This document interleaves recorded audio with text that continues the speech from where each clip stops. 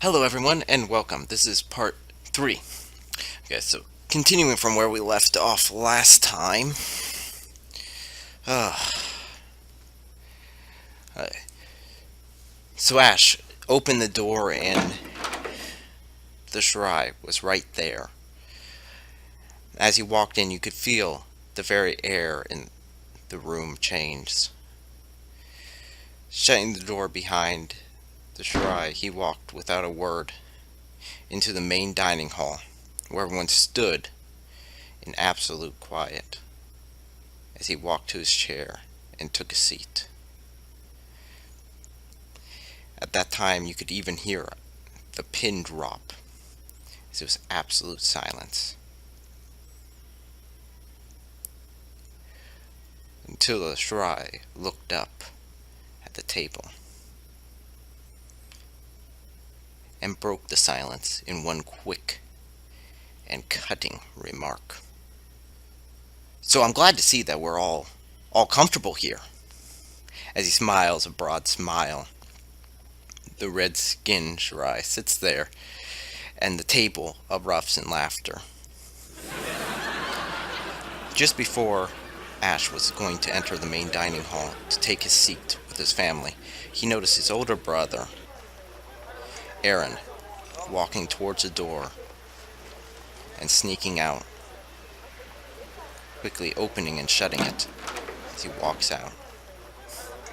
He thought to himself once again he's out with the girls, ditching family obligations to go hang out with whoever the new fling is. As he entered down through the hallway, taking his seat, he realized that he had the seat directly in front of the Sherai, as the amount of noise and talking was almost deafening. The jars clinking, the bowls rustling as people began to dig into the first course of this 3-course meal. He had never seen so much food and so much joy, just everyone smiling and talking.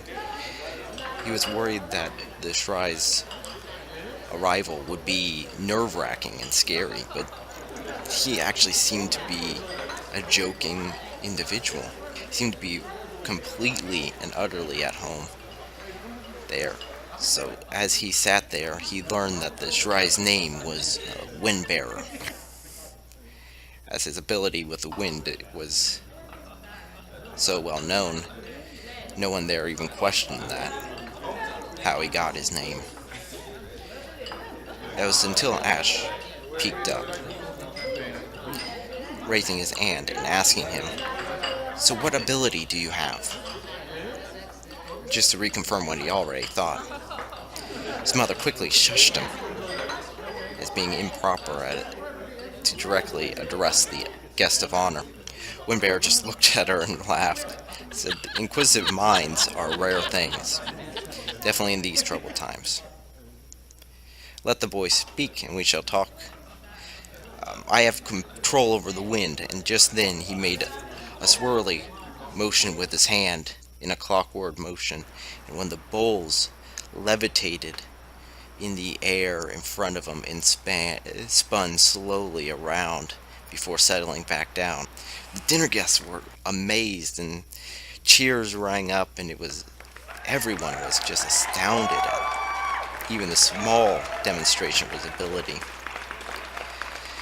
But Ash wanted to learn more, so he continued to ask this Sherai, "So, what do you guys do? What do you rule everyone? What does a Sherai do?" Ash knew very little of this group other than what his, friends in this village have told him. The Sherai looks and says, No, we're mainly peacekeepers. Our main job is to collect information about each nation and to maintain peace and make sure that no one nation ends up controlling all the others or dominating all the others. We live in a fortress that is set up with one white tower where the Confederation of Confederation of Nations sits and discusses. Now they were the ones that decide how this world goes. We're just they're enactors. We're like I don't know. Their police, their guard. We go out and we do it, and anyone that has the ancient gift, the gift of the elders, can come and join us. Many different species has their own abilities. For example, yours is well known for the water, control over water, even though you live in a desert. So we have a hard time actually finding it, and we don't have very many applicants from you guys. Just then, Ash interrupted the Sherai, asking, "So where are you from?" So, by my red skin marks me for the northern tribes. We live northwest of here, in a great plains where the wind runs, and there are great beasts there that graze. We live as nomadic tribes moving from place to place. The Confederation will take care of, keeps us from being destroyed by any other nation, and in return we give up our wind bearers in order for us to be protected. Ash, looking down at Windbearer's side, he sees a hatchet or an axe of some sort. He asks him what is that weapon? Is that the weapon of the Sherai? Is it just something decorative? What is it?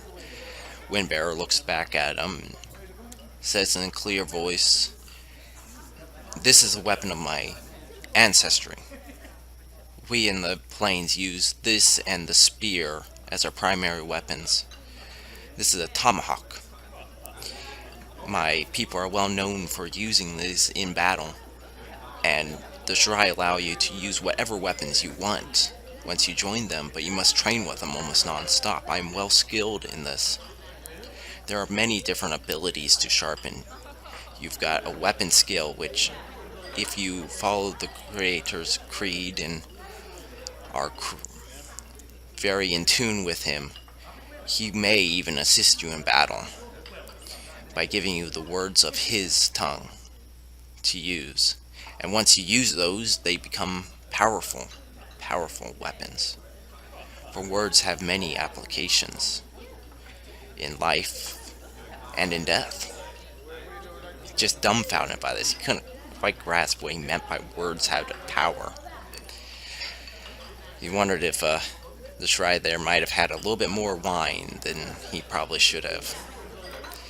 But as the dinner continued, and laughter continued, it was suddenly broken by some screams from outside. And at the same time, the building erupted in a blaze of fire. The ceiling collapsed. Ash found himself sprawled across the floor, covered in pieces of food, ashes, and chunks of the ceiling. As he crawled towards the nearest door. We will continue next time. So that was part 3 of this series, and you will have to find out what happens next time. Hit that like button below, and I will see you guys on the flip side.